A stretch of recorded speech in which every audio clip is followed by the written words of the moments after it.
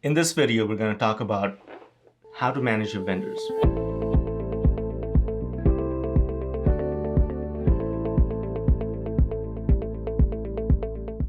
You've done a lot of hard work on the RFP process, on the selection, on the contract negotiations. So how do you manage this new relationship? The vendor's interests need to align with yours. This is where the contract negotiation video will come in handy, because you have to make sure you have the milestones and the balance of payments tied together so that you're not getting the short end of the stick. When the contract's signed and the vendor starts the implementation process, you have to make sure that the vendor's delivering on their promises that they've made in their contract and verbally. You have to make sure that the vendor is sticking to the timelines, is delivering the modules as requested, is making sure the right team members are present during your implementation, and that you're getting what you're paying for or what you will pay for. Vendor management tends to be a sticky subject when it comes to implementation. You might think that I've signed this contract with the software vendor and they should be doing all of this for me. You're not wrong, but like I said, this is a once-in-a-career project that you have to really dig deep into, because a lot of your credibility will depend on how well this goes. So how do you manage a third party? When a vendor shows up with their team to implement your project or your system, this isn't going to be a one and done deal. The project will take anywhere from 18 to 24 months from inception.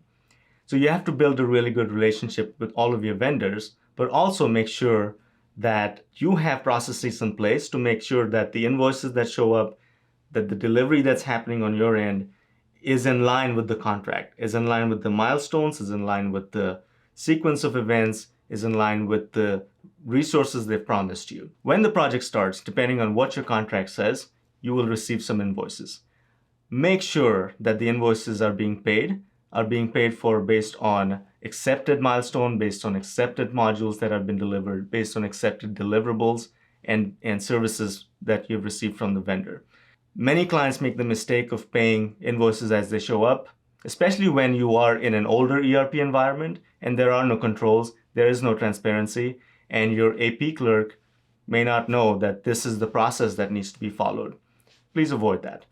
Let's make sure that you have the milestones in place and the payment milestones in place that allow you to check an invoice against what should be, that allow you to check against the rates that have been promised, the milestones that have been promised, and the modules that have been promised.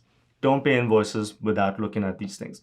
The second thing to keep an eye out for is vendor resources. Vendors may have proposed a stellar resource that has all this experience in your kind of ERP implementations in the proposal process. They may have brought some star project manager at the sales meeting, at the demo meeting, but who shows up when the implementation kicks off is nowhere close to that person. Look out for resource constraints and resourcing that the vendor promised in the proposal and who showed up on site, because the quality of a resource can make a huge difference in how well your implementation goes. And throughout the process, make sure that you're not letting the vendor dictate key dates to you.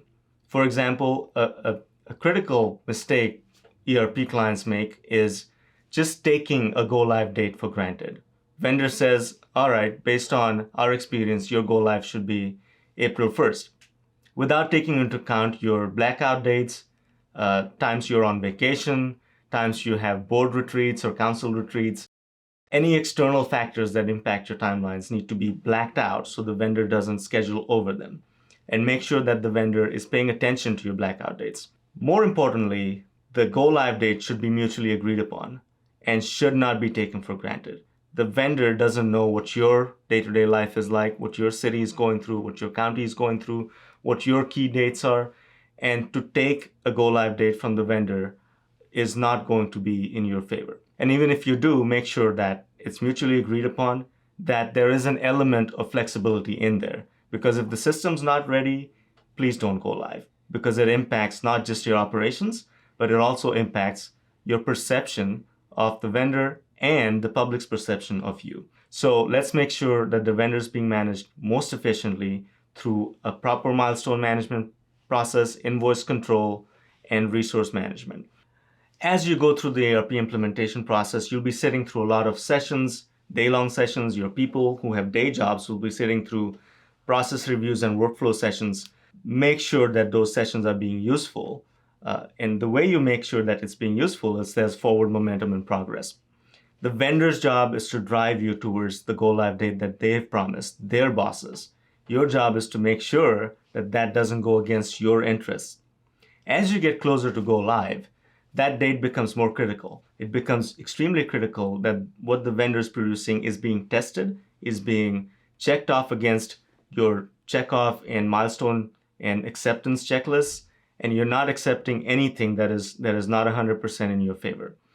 On go live date, make sure that you have the resources available, that you have communicated well with all of your stakeholders, and that the vendor's available either on site, preferably on site, to handhold you through the implementation process. We've had experiences when on go live day, a PM from a software vendor has told me he's out for a birthday party and can't be there. That is not acceptable. Make sure you have the resources on your side that can help hold your vendors accountable. If you want to learn more about vendor management, or if you're having trouble managing a software vendor on your ERP implementation, please reach out.